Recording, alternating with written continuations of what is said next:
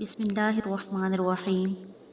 وہب بن منبہ رحمہ اللہ کہتے ہیں کہ اللہ تعالیٰ سے حاجتیں نماز کے ذریعہ طلب کی جاتی ہیں، اور پہلے لوگوں کو جب کوئی حادثہ پیش آتا تھا وہ نماز کی طرف متوجہ ہوتے تھے۔ کہتے ہیں کہ کوفہ میں ایک کلی تھا جس پر لوگوں کو بہت اعتماد تھا۔ امین ہونے کی وجہ سے تاجروں کا سامان، روپیہ وغیرہ بھی لے جاتا تھا۔ ایک مرتبہ وہ سفر میں جا رہا تھا، راستہ میں ایک شخص اس کو ملا، پوچھا کہاں کا ارادہ ہے؟ کلی نے کہا فلاں شہر کا۔ وہ کہنے لگا مجھے بھی جانا ہے، میں پاؤں چل سکتا تو تیرے ساتھ ضرور چلتا۔ کیا یہ ممکن ہے کہ 1 دینار کرایہ پر مجھے خچر پر سوار کر لے؟ کلی نے اس کو منظور کر لیا، وہ سوار ہو گیا۔ راستہ میں ایک دو راہ ملا، سوار نے پوچھا کدھر کو چلنا چاہیے؟ کلی نے شارع عام کا راستہ بتایا۔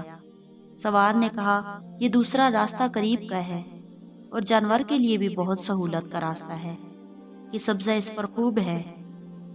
کلی نے کہا میں نے یہ راستہ دیکھا ہی نہیں۔ سوار نے کہا میں بارہا اس راستہ پر چلا ہوں۔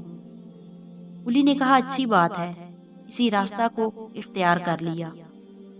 تھوڑی دور چل کر وہ راستہ ایک وحشت ناک جنگل پر ختم ہو گیا جہاں بہت سے مردے پڑے تھے۔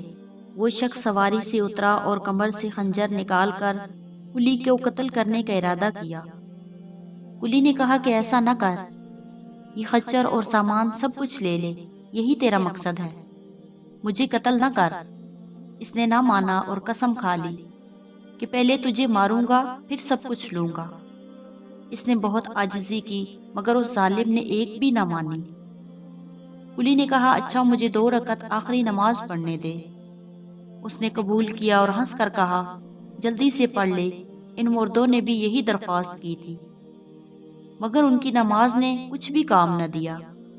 اس کلی نے نماز شروع کی، الحمد شریف پڑھ کر سورت بھی یاد نہ آئی۔ ادھر وہ ظالم کھڑا تقاضا کر رہا تھا کہ جلدی ختم کر۔ بے اختیار اس کی زبان پر یہ آیت جاری ہو گئی، امن یجیب المضطر اذا دعاہ، آخر تک پڑھتا رہا اور رو رہا تھا۔ ایک سوار نمودار ہوا جس کے سر پر چمکتا ہوا خود یعنی لوہے کی ٹوپی تھا۔ اس نے نیزہ مار کر اس ظالم کو ہلاک کر دیا۔ جس جگہ وہ ظالم مر کر گرا، آگ کے شعلے اس جگہ سے اٹھنے لگے۔ یہ نمازی بے اختیار سجدے میں گر گیا، اللہ پاک کا شکر ادا کیا۔ نماز کے بعد اس سوار کی طرف دوڑا، اس سے پوچھا کہ خدا کے واسطے اتنا بتا دو تم کون ہو، کیسے آئے؟ اس نے کہا میں امن یجیب المضطر کا غلام ہوں، اب تم مامون ہو، جہاں چاہے جاؤ۔ یہ کہہ کر چلا گیا۔ در حقیقت نماز ایسی ہی بڑی دولت ہے کہ اللہ کی رضا کے علاوہ دنیا کے مصائب سے بھی اکثر نجات کا سبب ہوتی ہے، اور سکون قلب تو حاصل ہوتا ہی ہے۔ ابن سیرین رحمہ اللہ کہتے ہیں اگر مجھے جنت کے جانے میں اور 2 رکعت نماز پڑھنے میں اختیار دے دیا جائے تو میں 2 رکعت ہی کو اختیار کروں گا، اس لیے کہ جنت میں جانا میری اپنی خواہش کے واسطے ہے اور 2 رکعت نماز پڑھنا میرے مالک کی رضا ہے۔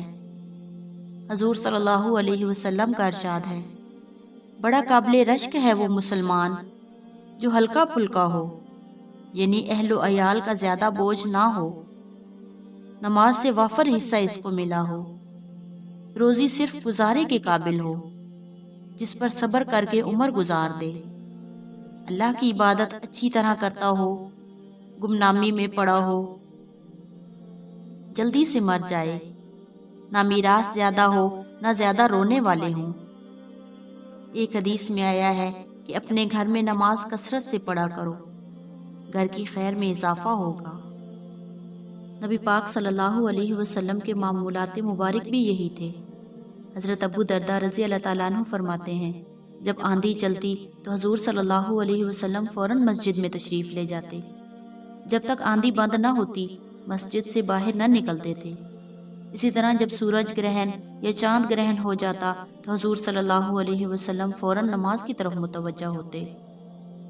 حضرت صہیب رضی اللہ تعالیٰ عنہ نبی پاک صلی اللہ علیہ وسلم سے نقل کرتے ہیں، پہلے انبیاء کا بھی یہی معمول تھا، ہر پریشانی کے وقت نماز کی طرف متوجہ ہوتے۔ حضرت ابن عباس رضی اللہ تعالیٰ عنہ ایک مرتبہ سفر میں تھے، راستہ میں اطلاع ملی کہ بیٹے کا انتقال ہو گیا ہے۔